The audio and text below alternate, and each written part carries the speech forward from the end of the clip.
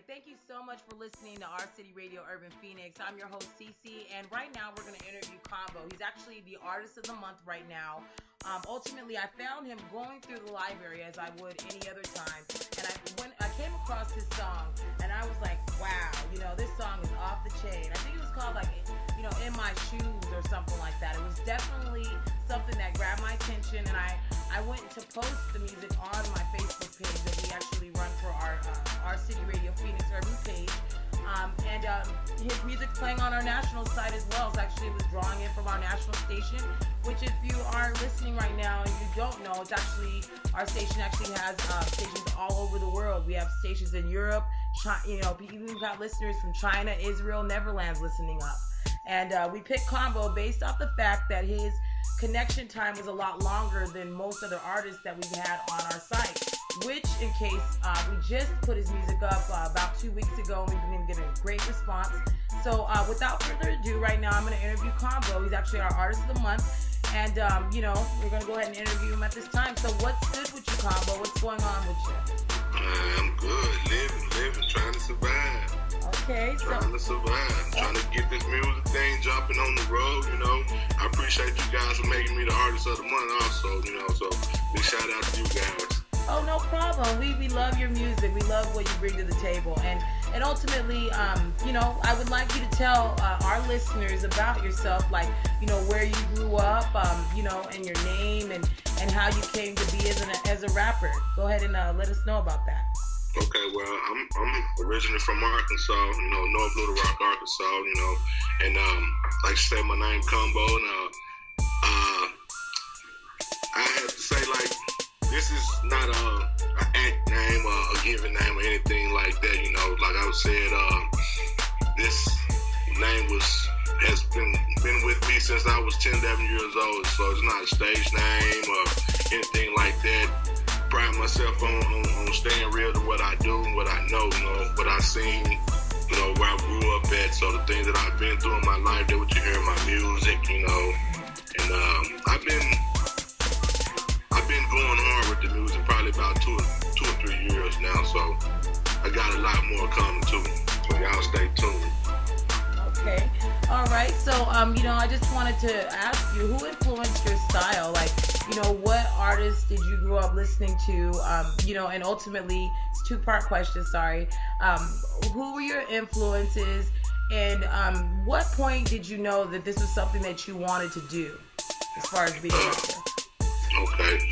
Well, my influences, I would have to say, with me being from the South, obviously, so people like Master P, UGK, Scarface, the whole Rap-A-Lot movement, and I grew up in the era where NWA and Ice Cube and West Coast rappers and Biggie, and the Florida guys down there, Trick Dad, Arkansas is like a melting pot, so we get music from all over. It's just not just one thing that we just listen to. So I've listened to everything from Celly Cell to East Coast underground rappers. I listen to everything. Okay. So you're not biased. You're not like, oh, I'm from over here, I only listen to this kind of music. You like to listen to all types of urban music. You're not just like, okay, I'm only over here. That's the kind of person you are? Yes. I listen to everything. Good music. I don't discriminate from what side or what coast, what state good music comes from. If it's good music, I'll listen to it, Right. And I just wanted to ask, how would a person, say they never, was able to get the opportunity to listen to your music, how would you separate yourself, as far as other artists? What genre do you feel that you tie into as far as that? Do you feel like you're more leaning towards the gangster rap movement, or do you feel like you could do any type of song and kind of connect with any type of crowd? Yeah, I would say I'm more of a gangster rapper, down south rapper, but given the opportunity, me going through what I've been through in my life, I feel like I can get on any kind of song, and have it sound good, I feel like I'm enough well-rounded to where I can spit enough stuff for all genres. good. Open-minded. And I just want to know, what are your thoughts of the current state of the rap game at this time? Like, do you feel like there's been a paradigm shift as far as, maybe 10 years ago? And I'm actually one of those people too. I grew up in this, time with Tupac. Actually, to be quite honest, I did a song with Napoleon. I am a host on this show, but I ultimately have been in the underground movement. Got around a little bit of, but not like you or anything. I never pursued it to that point. I kind of quit because it was like, it's just not happening the way I want it to. But with the technology that we have now, I feel like it's a lot easier. Even if you quit, you can start up again, or even if you weren't as serious, you can find tools to help yourself. So what do you feel, as far as, being that you've been around for those changes in the music industry, do you feel like it's easier to be known now, whereas it was before in the past? Well, yeah, obviously it is now with the technology we got now, all the different resources that us artists and labels can use, to get our music out there. It's much easier, for you to get your music out there. So, like you were saying, I have music playing overseas, Wow. So, and I'm from Arkansas, so. Yeah, I mean, that's actually interesting that you say that, because I wanted to talk to you about, how many artists are known because they have friends, they got people that are pushing them locally. But one interesting story that I saw the other day was about a guy. His name was Sixto Rodriguez, and he had nobody bought his record here in America. 6 people bought his record. And he was just barely, doing his thing, living his life, taking care of his family. And he was older, like I'd say about 60 years old. This guy was one of those cats that, would probably drink all night and go home and fall asleep after he did a show. And ultimately, he became famous on all belief in Africa, of all places. He became so famous that 6 people bought it here in the U.S. He was actually making music at the time that, I guess it was Bob Dylan, that kind of 70s, the folk singing stuff. And I'm not really into that much, but I like to hear a good story. So the guy, pretty much had edgy lyrics. People in South Africa liked him. Just put it like this: when the apartheid was happening, they used his music to, motivate them. And then as he was like 60 years old, really old, he went over there and sold out tours like Michael Jackson.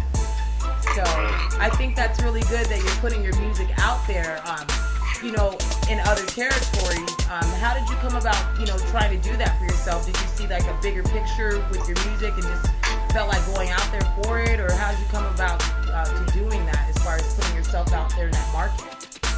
I've always thought that you should have more than one stream, not just because you're from a particular area, don't confine yourself to that one area, so it's a whole world out here.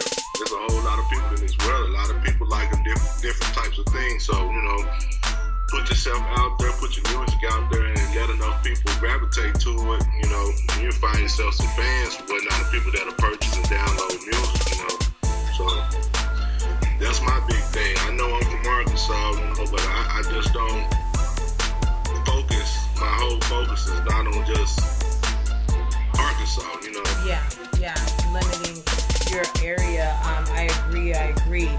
And I was just listening to a song called Diamond in the Rough, and I was just wondering if you could tell me about that song and the feature that you had on it as well, and how you came about doing that song. It's actually really well produced. I listened to it just a moment ago, along with the other few songs that you had on there. I'm sure you probably have more, but I wasn't able to listen because I like the Walk in My Shoes. That's kind of the one I'm gravitating towards. I like them both, but I like them all.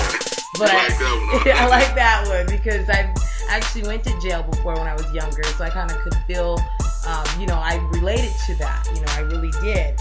So I was just wondering if you could tell me about Diamond in the Rough and tell me how you came about doing that song in the collaboration that you had with the other gentleman. Okay, well, first of all, the other gentleman, his name's Gutterbang, and I came across him a while back, one of my stints, down in the penal system, and I got out and we reconnected, Okay. He was already doing music and whatnot, and I hit him up and asked him, like, man, come get on the song with me. He was like, man, yeah, for sure. So he's a good, good friend of mine, good buddy of mine, good homeboy. But the song, the track, I got it from 5 Star Beats, you know, the track itself. And when I listened to it, I was like, yeah, I got to have this. So I got it from him. He called Gutter Bang up. He came, put his 2 words, put his words on there, and we put it together. You know what I'm saying? I did everything myself. I did all the mixing and mastering all myself. You know what I'm saying? But I got the track from 5 Star Beats, and the concept to me was like the diamond in the roughs was like, it's a lot of people that's just here in our state, you know, that people look up to and you know, kind of put them on the pedestal above other people. You know what I'm saying? I was like, we right here. You know what I'm saying? They looking over us. We got something to talk about too. You know, that's where the diamonds in the rough concept came from. I like that. I like that. Mm-hmm. I thought it was just happening here in Arizona because people are very everywhere. Okay. I thought it was just me. So I think that's really cool that you actually had a message behind the song, and you know, I think that's really great. You know, because a lot of artists don't realize, you know, you can use a message and run with it, because not only are you know, talking about something that comes close to home, but you know, you could actually use the diamonds as a branding technique if you wanted to, because it's a good a message. And I really agree that a lot of people do look over the best talent out there, not knowing that if you know, just for example, the record labels pay the radio stations, the terrestrial radio stations, to pay their music 1,000 times. They give them 20 tickets, you know, things like that.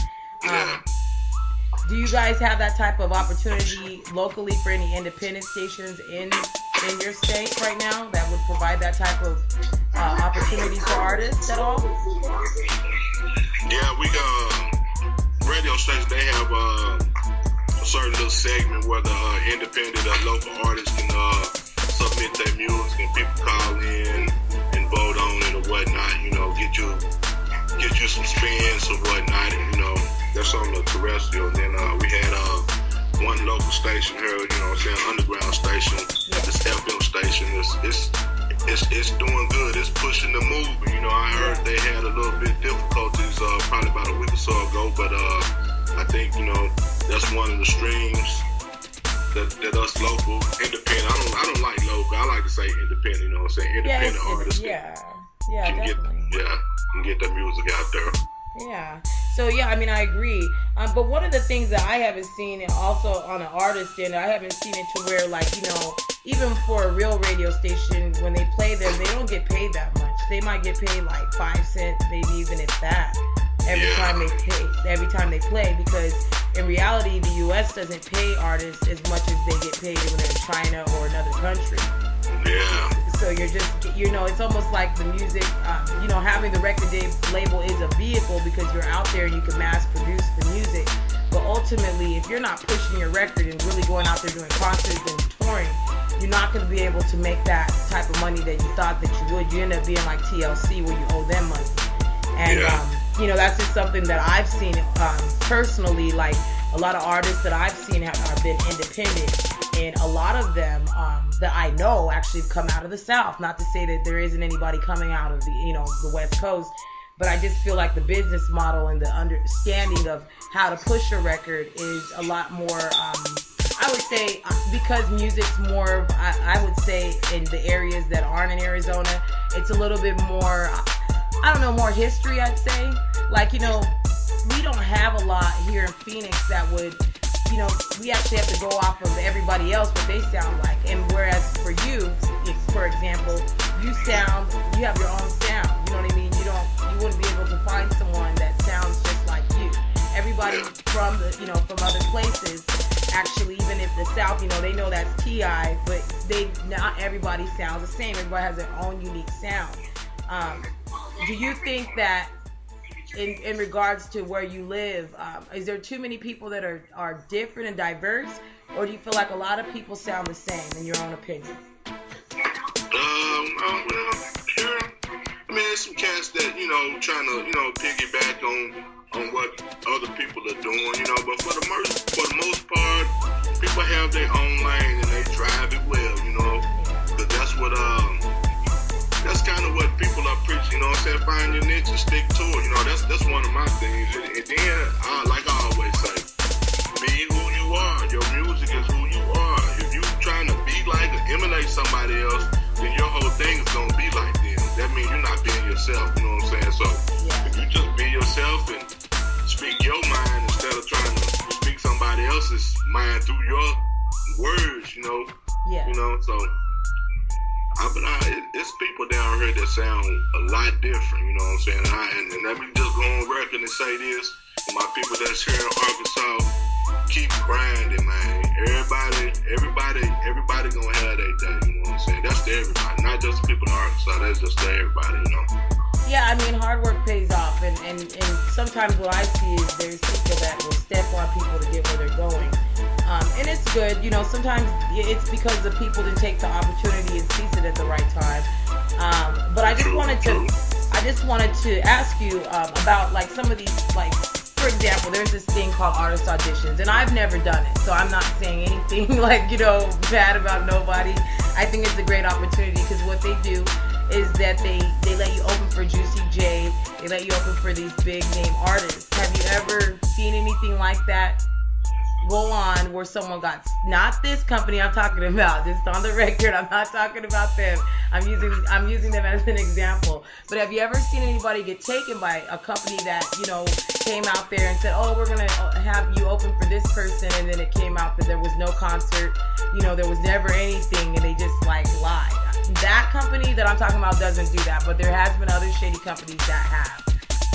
And I don't know if you've ever heard of artist auditions before, and they make you pretty much pay like a fee, like a buyout fee of $200, and then you get to perform in front of a big name artist, like, for example, C.O.M.B.O and, you know, these other people that are, you know, right now trending right now this week, and also Soulja Boy right now, he's actually doing a bit of theirs. I think they're doing some sort of promotional type situation. But I was just wondering, what do you think about this type of deals, and do you know anybody that would participate? And if you were going to participate, I'm not sure if you ever would ever participate in something like that. You gotta be careful, you know. There's a lot of things, you know. It's some hungry, I'm gonna say thirsty, but it's some guys that's hungry out here, you know, and they will fall for anything, you know. So it's people on the internet with all kind of tricks, you know, try to capture you, say you can do this and do that for a little bit of money, you know what I'm saying? Just use common sense, man. If it don't add up right, it don't sound right, when you read it in your email, if it don't look right, 9 times out of 10 it ain't right, you know what I'm saying? But my experience, I'm not gonna say the company name or whatnot, but I had some guys had emailed me a couple of times saying that they wanted to do this and wanted to do this and do that with me and whatnot, and I wanted to see the paperwork, you know, so I kept pressing them about paperwork, show me the paperwork, and then once they seen the paperwork, it was some old stuff that you can go on the web and just fill in the blanks, put your name and your your company name on it, and you know, try to dupe somebody, you know. They ask for a fee for lawyer fees and this type of fee and that type of fee and all, you know, so that was my experience with some of this internet stuff that be going on, but you know, I didn't fall for it, you know. I mean, wow. I mean, it's just, it sounds a little bit, you know, too easy, you know, too good to be true. It's almost like it's some of it. So yeah, I mean, that's definitely, I would be concerned about that as well. I just wanted to talk to you about like the independent, independent music, promotion and branding. Do you feel like, as far as like, you know, nowadays it's all about who's online, who got some more Facebook likes, and also there's people that get fake followers. You know, I don't know if you've seen that before, but yes, I have. it's just like, really, how do you have 10,000 viewers and no one's talking to you? It just doesn't make any sense. Yes. And I just wanted to ask you about, like, you know, social networks and what type of sites do you use for your music and stuff like that right now? Well, right now, I got my own personal website, SoundCloud. I got some music on MTV artists, and I started out putting music on Reverb and things like that, and what else? Audio Mag. share. Wow.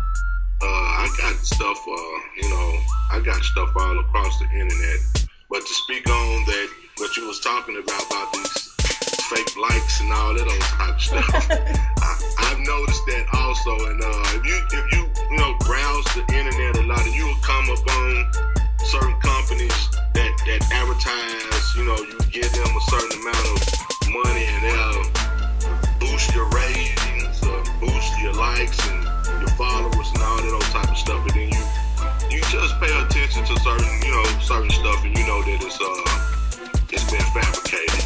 Exactly, it's all fake. It's not even real. Because I've actually had an artist that I spotlighted, and this is the truth. I promoted her article on Facebook and a lot of different media websites, and then ultimately it got like about 300 views, and this has been like 4 months. That's real. That's real likes. That's not no fake. That's really someone that was actually went on the site, listened to her music, and liked it. It wasn't somebody trying to pretend, okay, let me send 1,000 people over here and pay them $1 a piece or something, and that's what they do. So, it's definitely something that for some people, they can fake it, but when it really comes down to it and they get a record label interested in them and they don't sell, it'll just be of someone you never heard about again. So it's just, one of those things that I've seen a lot, and there's a lot of network marketing scams about, get this list of record labels looking for this and do that, and it's all fake. You never hear from them again. So yeah. Yeah, it's definitely fake. So I had another thing I wanted to talk to you about as far as like your concerts and things that you've done in your own hometown. And anywhere else as well. I was wondering, how do you go about doing a gig, and do you actually promote with other artists, or you try to do a show by yourself? How do you go about doing that? Well, I try to get with other artists, you know what I'm saying? Me being fairly, I still fairly new, so I try to get with other artists, so you can have more opportunity to branch out. People that's coming to see this guy, that guy, they're also going to see you too, so that's what I try to do. And a couple of my homeboys, put together something, and kind of make it a bigger event than it would be with just one independent artist. You have 5 or 6 or 7 independent artists, make it a bigger showing, so that's what I'm trying to do right now. Oh, that's what you're trying to do. Okay. Wow. Collab with some guys, Yeah, that's good. I mean, a lot of people don't. There's some people that want to run the whole thing, Yeah. And it doesn't work out sometimes. So, yeah, it's really good to cross promote, even, ask for sponsorship sometimes if you can, but ultimately after you gain that following, they'll start coming to you, of course. So we actually need you to, I haven't seen you on our Facebook page, so we would like you also to contact us so we can follow you back and keep up with your music and everything you're coming out with. Are you planning on doing anything else with your music in time coming soon at all? Yeah, of course. I got a mixtape that I'm putting together. It'll be hosted by New Mixtape Era. Well, shout out to my guy Jermaine Smith. He's CEO of New Mixtape Era. You know what I'm saying? And he gonna do me up, host it for me. You know what I'm saying? Have his people host it for me.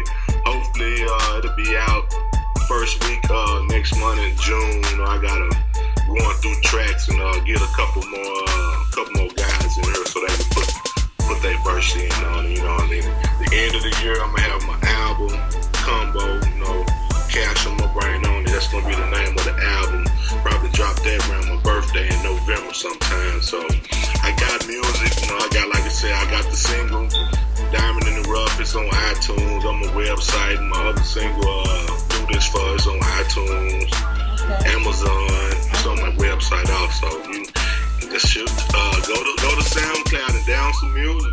Check me out, y'all. Check me out. Oh yeah, we definitely sure will. And then when you come out with that mixtape, feel free to come back and interview with us. We really appreciated you taking the time out tonight and doing an interview with us. And, I just wanted the audience to know to stay tuned because we're actually going to be doing a Google Hangouts video as well with C.O.M.B.O so that we can get a little bit more in depth about his life and, how he came out, doing music and a little bit more in depth interview with him. So stay tuned for that. So shout out to C.O.M.B.O for coming by. Thank you so much for, coming by and chilling with us at the Urban Station right here in Phoenix. And, stay tuned for much more music with him. He's going to be, doing that mixtape, and he'll definitely be, you said you'd be, stepping by again, right? So that we you can come, with that mixtape, right? You'll be coming back, right? Yeah, most definitely. Wow. Okay, good. Yeah, we actually had a little bit of technical difficulties, but ultimately we got this interview taken care of today. I actually had to, I had him waiting for an hour, so I'm sorry about that.